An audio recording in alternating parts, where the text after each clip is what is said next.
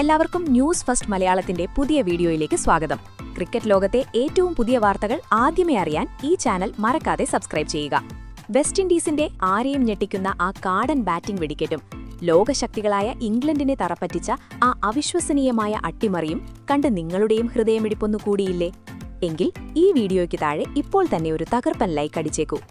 സുഹൃത്തുക്കളെ, മുംബൈയിലെ ചരിത്രപ്രസിദ്ധമായ വാങ്കഡെ സ്റ്റേഡിയത്തിൽ ഇന്ന് കണ്ടത് ഒരുപക്ഷെ ഒരു ഇംഗ്ലീഷ് ആരാധകനും സ്വപ്നത്തിൽ പോലും കരുതാത്ത, വിശ്വസിക്കാൻ പ്രയാസമുള്ള ചില കാഴ്ചകളായിരുന്നു. ICC മെൻസ് T20 ലോകകപ്പ് 2026-ലെ ഈ ഹൈവോൾട്ടേജ് പോരാട്ടത്തിൽ കരീബിയൻ കരുത്തിനു മുന്നിൽ ഇംഗ്ലണ്ടിന്റെ അഹങ്കാരം വാങ്കഡയിലെ മണ്ണിൽ അലിഞ്ഞു ചേർന്നുവെന്ന് തന്നെ പറയേണ്ടിവരും. 197 റൺസ് എന്ന വിജയലക്ഷ്യത്തിലേക്ക് ബാറ്റേന്തിയ ഇംഗ്ലീഷ് പട നടുക്കടലിൽ മുങ്ങിയപ്പോൾ അവരുടെ നായകൻ ഹാരി ബ്രൂക്കിന്റെ മുഖത്ത് നിഴലിച്ച കടുത്ത നിരാശയും ആ കണ്ണുകളിൽ നിറഞ്ഞുനിന്ന നനവും ആ തോൽവിയുടെ ആഴം എത്രത്തോളമുണ്ടെന്ന് വിളിച്ചോതുന്നതായിരുന്നു.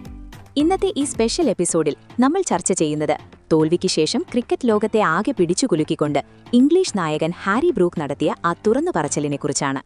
വാങ്കഡെ സ്റ്റേഡിയത്തിൽ ഇംഗ്ലണ്ടിന്റെ അവസാന വിക്കറ്റും വീണ് വെസ്റ്റ് ഇൻഡീസ് താരങ്ങൾ വിജയനൃത്തം ചവിട്ടുമ്പോൾ മറുഭാഗത്ത് ഇംഗ്ലീഷ് ക്യാമ്പിൽ മരണതുല്യമായ ഒരു നിശബ്ദത തളം കെട്ടി നിൽക്കുകയായിരുന്നു. മത്സരശേഷം പ്രസന്റേഷൻ സെറമണിക്കായി മൈക്ക് ഇംഗ്ലണ്ടിന്റെ യുവനായകൻ ഹാരി ബ്രൂക്കിന്റെ കൈകളിലേക്ക് എത്തിയപ്പോൾ സ്റ്റേഡിയം ഒന്നാകെ നിശബ്ദമായി. കൈവിട്ടുപോയ മത്സരം കൺമുന്നിൽ കണ്ട ആ നായകന്റെ വാക്കുകൾക്കായി എല്ലാവരും കാതോർത്തു. വാക്കുകൾ കിട്ടാതെ ഇടറിയ ശബ്ദത്തോടെയാണ് ബ്രൂക്ക് സംസാരിച്ചു തുടങ്ങിയത്. അദ്ദേഹം പറഞ്ഞതിങ്ങനെയാണ്: സത്യസന്ധമായി പറയുകയാണെങ്കിൽ ഇന്നത്തെ ഈ തോൽവി എനിക്കും എന്റെ ടീമിനും വാക്കുകൾ കൊണ്ട് വിവരിക്കാൻ കഴിയാത്തത്ര ഭയാനകമായ, ഭീതിജനകമായ ഒരു പേടി സ്വപ്നം പോലെയാണ് തോന്നുന്നത്. ബാറ്റ്സ്മാൻമാരുടെ സ്വർഗമെന്ന് വിശേഷിപ്പിക്കപ്പെടുന്ന റൺസ് ഒഴുകുന്ന വാങ്കഡയിലെ പിച്ചിൽ ഇത്തരമൊരു നാണം കെട്ട തോൽവി ഏറ്റുവാങ്ങേണ്ടി വരുന്നത് ഒരു ടീമെന്ന നിലയിലും വ്യക്തി എന്ന നിലയിലും ഞങ്ങളെ മാനസികമായി തളർത്തിക്കളഞ്ഞിരിക്കുന്നു. ഈ മഹാപോരാട്ടത്തിനായി ഞങ്ങൾ കൃത്യമായ പദ്ധതികൾ തയ്യാറാക്കിയിരുന്നു. പക്ഷേ മൈതാനത്ത് സംഭവിച്ചത് ഞങ്ങളുടെ കണക്കുകൂട്ടലുകൾക്കും അപ്പുറമായിരുന്നു. ഞങ്ങളെ വിശ്വസിച്ച് സ്റ്റേഡിയത്തിലെത്തിയ ആയിരക്കണക്കിന് ആരാധകരോട് നിറഞ്ഞ മനസ്സോടെ ഞാൻ മാപ്പു ചോദിക്കുന്നു. അവർ ആഗ്രഹിച്ച വിജയം അവർക്ക് സമ്മാനിക്കാൻ ഞങ്ങൾക്ക് സാധിച്ചില്ല. ആ വാക്കുകളിൽ തോൽവിയുടെ കയ്പും നിരാശയും വ്യക്തമായിരുന്നു.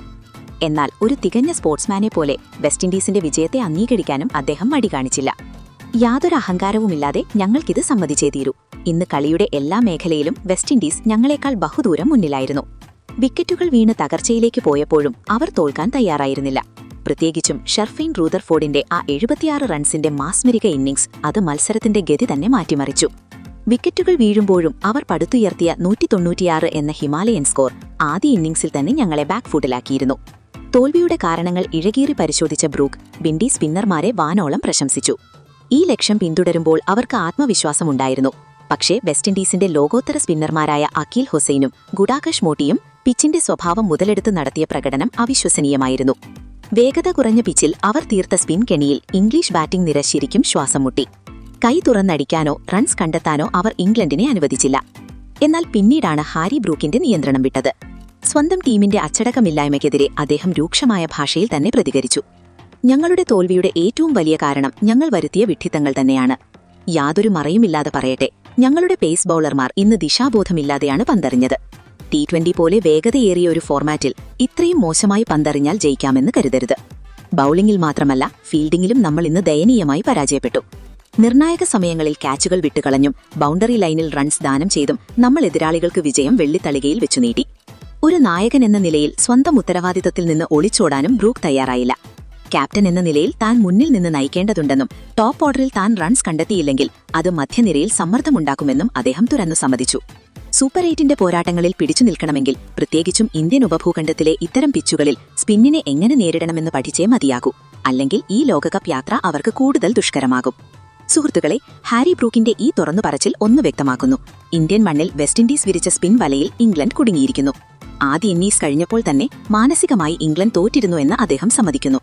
ഇനി നിങ്ങളാണ് പറയേണ്ടത്. ഫെബ്രുവരി 15-ന് നടക്കുന്ന അടുത്ത മഹാപോരാട്ടത്തിനു മുൻപ് ഹാരി ബ്രൂക്കിനും സംഘത്തിനും ഫോം വീണ്ടെടുക്കാൻ കഴിയുമോ? ഇംഗ്ലണ്ടിന്റെ ഈ തകർച്ചയ്ക്ക് കാരണം അവരുടെ പേസർമാർ മാത്രമാണോ, അതോ വിൻഡീസ് സ്പിന്നർമാരുടെ മാന്ത്രികതയോ? നിങ്ങളുടെ വിലയേറിയ അഭിപ്രായങ്ങൾ താഴെ കമന്റ് ബോക്സിൽ വിൻഡീസ് റോക്സ് എന്ന് രേഖപ്പെടുത്തൂ. ഈ വീഡിയോ നിങ്ങൾക്ക് ഇഷ്ടപ്പെട്ടെങ്കിൽ തീർച്ചയായും ലൈക്ക് ചെയ്യുക. ലോകകപ്പിലെ ഓരോ വാർത്തയും വിശേഷങ്ങളും അപ്പോൾ അറിയാൻ ചാനൽ സബ്സ്ക്രൈബ് ചെയ്യാൻ മറക്കരുത്.